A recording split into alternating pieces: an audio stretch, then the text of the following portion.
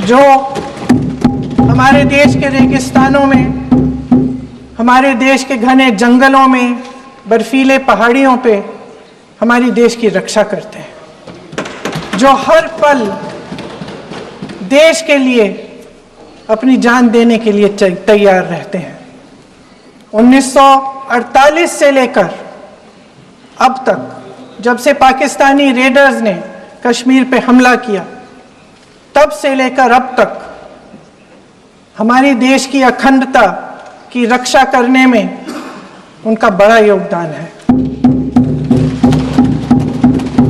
हमारी आज़ादी अहिंसा के आंदोलन से हासिल हुई, लेकिन जैसे मैंने कहा, उसको कायम रखने के लिए हमारी सेना का बहुत बड़ा योगदान है।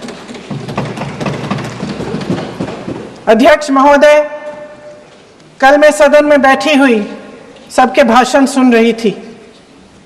आदरणीय रक्षा मंत्री महोदय ने बोला, सत्ता पक्ष के कई मंत्रियों ने बोला। 1 घंटे का रक्षा मंत्री जी का लंबा भाषण था।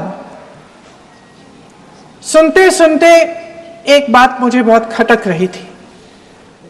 उसके बाद जब दूसरे भाषण भी सुने आपके सत्ता पक्ष के, तब भी ये बात बार बार मेरे मन में आ रही थी कि सारी बातें कर ली, ऑपरेशन सिंदूर की बात कर ली, आतंकवाद की बात कर ली, देश की रक्षा की बात कर ली, इतिहास का पाठ भी पढ़ा दिया, लेकिन एक बात छूट गई।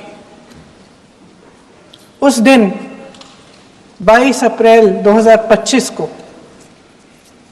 जब 26 देशवासियों को अपने परिवार के सदस्यों के सामने खुलेआम मारा गया, तो ये हमला कैसे हुआ, क्यों हुआ?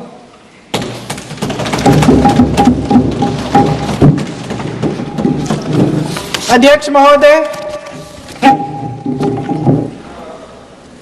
ये लोग बैसारन वैली में, पहलगाम के पास कश्मीर में क्या कर रहे थे? आजकल पब्लिसिटी का दौर है, प्रचार का जमाना है। कुछ समय से हमारी सरकार ये प्रचार कर रही थी कि कश्मीर में आतंकवाद खत्म हो गया है, कि कश्मीर में शांति है, अमन चैन है। प्रधानमंत्री जी ने खूब भाषण दिए, देशवासियों को कहा कि चलिए कश्मीर चलिए, सैर करिए। कई बार मैंने ये भी देखा मीडिया पर, टीवी पर, कि कश्मीर जाइए, जमीन खरीदिए, अब वहां अमन चैन है, शांति का वातावरण है। इसी बीच शुभम द्विवेदी, एक कानपुर के नौजवान, और उनके पूरे परिवार ने तय किया कि वो कश्मीर जाएंगे।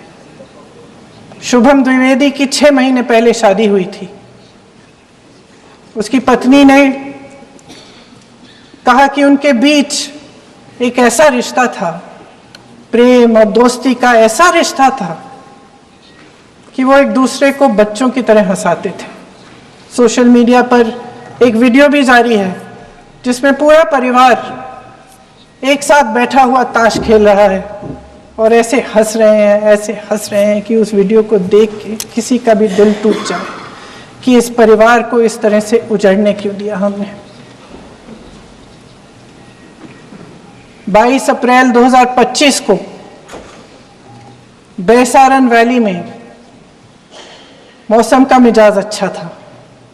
जैसे हर रोज लगातार 1000 से 1500 लोग वहां पहुंचते थे, उसी तरह से उस दिन भी तमाम पर्यटक वहां पहुंचे। वहां का रास्ता आसान नहीं है अध्यक्ष महोदय जी, जंगल से जाना पड़ता है, पहाड़ों के बीच जाना पड़ता है, घोड़े से जाना पड़ता है। ये परिवार वहां पहुंचे, मौसम सुहाना था, उनके बच्चे ट्रैम्पोलिन पे खेल रहे थे, कोई जिपलाइन कर रहा था, कोई चाय पी रहा था, तो कोई कश्मीर की सुंदर वादियों की ठंडी हवा का मजा ले रहा था। शुभम अपनी पत्नी के साथ एक स्टॉल पे खड़े थे। तभी अचानक 4 आतंकवादी जंगल में से निकलते हैं और शुभम को वहीं अपनी पत्नी के सामने मार डालते हैं। उसके बाद वे वहां से पूरे वैली में 1 घंटे के लिए लोगों को चुन चुन कर मारते हैं। किसी के पति को अपनी पत्नी के आंखों के सामने, किसी के पिता को अपने बेटे के सामने चुन चुन कर 26 लोगों को मार डालते हैं। शुभम की पत्नी घबराकर वहां से भागने की कोशिश करती है, अपनी जान बचाने के लिए जंगल की तरफ दौड़ती है। वहां पता चलता है कि तमाम लोग जंगल की तरफ दौड़े हैं और अपनी जान बचाने की कोशिश कर रहे हैं। कोई अपने बेटे का हाथ पकड़ के पहाड़ों पर घसीटता हुआ जा रहा है, कोई कश्मीरी घोड़े वालों और गाइडों की मदद लेते हुए चले जा रहा है।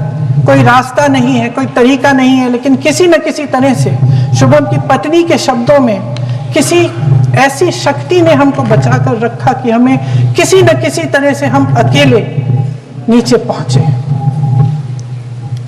और मैं उनके लफ्ज पढ़ना चाहती हूं, क्योंकि उन्होंने कहा कि इस पूरे समय जब 1 घंटे के लिए चुन चुन कर भारतीय नागरिकों को मारा जा रहा था, इस पूरे समय उसे एक सुरक्षाकर्मी नहीं दिखा, एक सैनिक नहीं दिखा।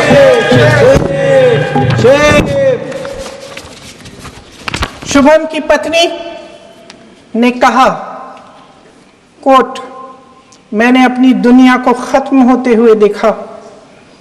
अपनी आंखों के सामने एक सिक्योरिटी गार्ड नहीं था। मैं ये कह सकती हूं कि देश ने, सरकार ने हमें वहां पे अनाथ छोड़ दिया था। सिक्योरिटी क्यों नहीं थी वहां? वहां पे एक सैनिक क्यों नहीं दिखा?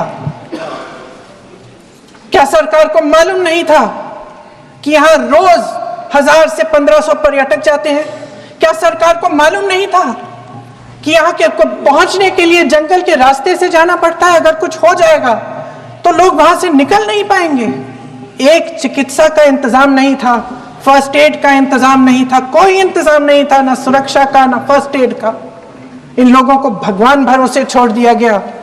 ये लोग वहां पे इस सरकार के भरोसे गए और इस सरकार ने उन्हें भगवान भरोसे छोड़ दिया।